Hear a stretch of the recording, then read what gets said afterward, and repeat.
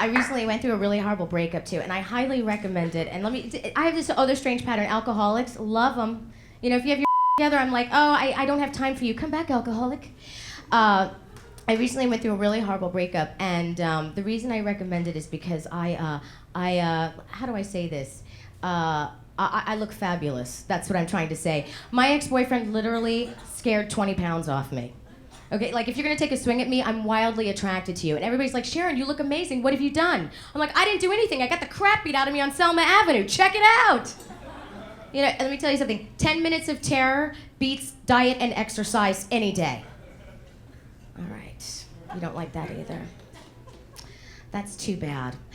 I actually found my father. I grew up without a father, but I went and found him.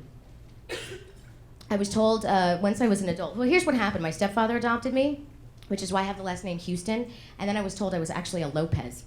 And I decided to find my biological father when my stepfather, who had since divorced my mom, went to Puerto Rico and married a 15-year-old girl and brought her back to the United States as my new step-mom, which is awful. Now, I don't know if you know, I was 20 at the time. I don't know if you know what it's like being disciplined by a 15-year-old when you're 20. It's something like, Sharon, go to your room. But first, can you take me to 7-Eleven to get a wine cooler because I want to party tonight, huh?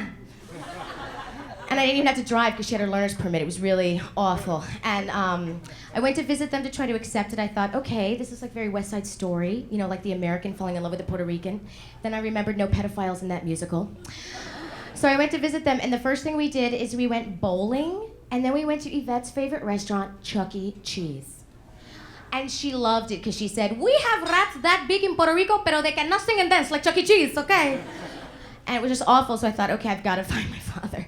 So all I knew was that his last name was Lopez and that he lived in Miami. Cubans. And so I started calling information. Now, you can only get 3 numbers from information at a time. And I had to call back like hundreds of times. And by like my 80th call to directory assistance, the conversation between the operator and myself went something like this. Miami directory assistance, can I help you? Hey, LaTanya, it's me, I need 3 more. Girl, you crazy, hold on. She gave me numbers, and I had like all these like pages and pages of Robert Lopez's, and I was like, okay, so here's what I did, okay? I cracked open a pack of cigarettes, a Diet Coke, and did 2 lines of crystal meth. That's what fatherless daughters do. Thank you. She's like, I do crystal. Shh. All right, and I started calling all these people, and none of these Cubans wanted anything to do with me. I would go, hi, are you my father? No speak English. Eres tú mi papi? No speak Spanish. Click, click, click. Nothing.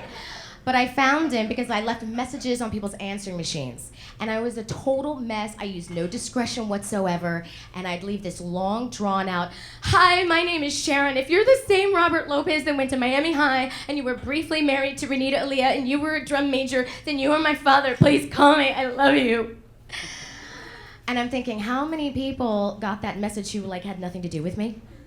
You know, I can imagine how many Cubans came home to an angry wife who was like, Roberto, ven aquí, who are you sleeping with?